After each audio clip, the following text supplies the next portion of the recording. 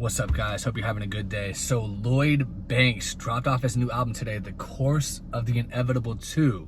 And I did a video on the last one, so I feel it's only right that I also do a video on this one. So we're going to talk about the album a little bit, about his career thus far, and then I'm going to give my sales prediction on what I think it's going to sell in the first week. So his last one came out last year, about a little over a year ago, and I think it had 16 tracks.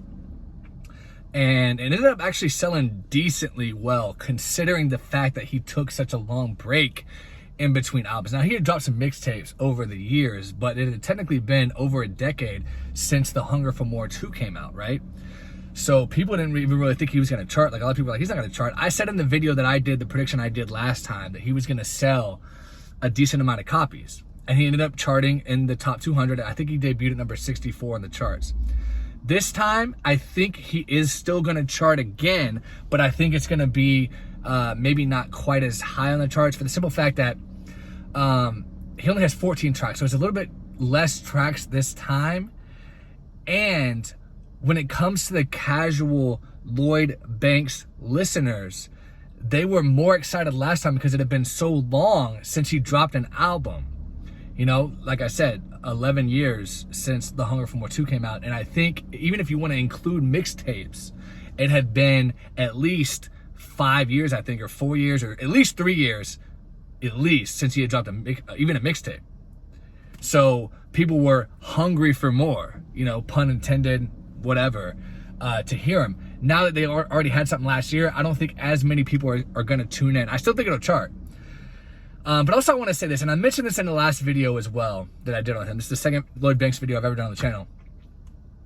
What happened to his voice? Because like if you go back and listen to The Hunger for More 1, and then you listen to his new album, something weird happened to his voice. I honestly preferred his voice better before. And also I liked his beat selection better before. On his last album, The Course of the Inevitable, I was not a huge fan of the beat selection at all. It almost made the project hard for me to even get through. Whereas if then I was like, well, have I just aged? And then you know, my tastes have changed. Kind of like when you don't like a food when you're younger, and then all of a sudden you like the food, or you liked the food before, and now you don't care for it anymore. I was thinking maybe that's what it was. So I went back and I was like, no, these beats were just better that he picked. He just had better producers. Back when he was working with Timbaland and Eminem and all these other mainstream producers, he just had a better sound. I don't really know the producers that he's using on The Course of the Inevitable 1 and 2. I know he's working with some guy named something Pesci for a long time, but basically no-name guys. And I would like to see him work with better producers or just pick better beats. That's just my humble opinion. I'm not a big fan of the beats that he's been using on these past two albums. Now, granted, to be fair, I can't say past two albums, only the past album. I haven't listened to The Course of the Inevitable 2 yet. Only the first one. Haven't got to the second one yet. But having said that, he's got 14 tracks on this new one. He's got Conway the Machine, I believe Benny the Butcher, Jadakiss, which Jadakiss is fire, Tony Yayo, which is awesome because that one of my favorite songs on the original Hunger for More was the opening track, which had Tony Yayo on it. Fire song. So I'm sure that'll be fire. It's good to see them working together again.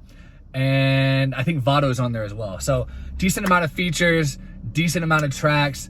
What's it going to sell in the first week? Realistically, it'll probably sell maybe 4 to 5K in the first week, along with streaming, which would probably place it right at the back end of the charts, maybe at like number 180, 190. It could go a little bit higher. It could hit like maybe around 100.